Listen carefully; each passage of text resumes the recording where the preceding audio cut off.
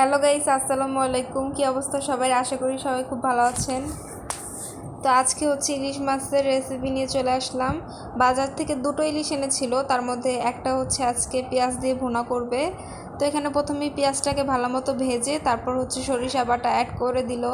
এখানে কোনো রসুন বাটা বা আদা বাটা ইউজ করা হবে না, কারণ ইলিশ মাছের একটা আলাদা ঘ্রাণ আছে, নাহলে ওটা নষ্ট হয়ে যাবে। তারপরে এখানে পরিমাণ মতো হলুদ মরিচের গুঁড়া দিয়ে ভালো মতো মশলাটাকে একটু পানি দিয়ে কষিয়ে নিচ্ছিল। এই তো তারপর মশলাটাকে ভালো মতো কষাতে হবে, যাতে মশলা থেকে একদম তেল বের হয়ে যায়।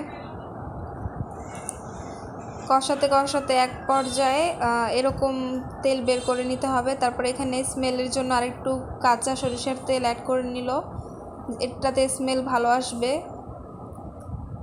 তারপর হচ্ছে মশলাটা মধ্যে পানি দিয়ে দিল, পরিমাণ মতো পানি, এখানে বেশি পানি অ্যাড করতে হবে না।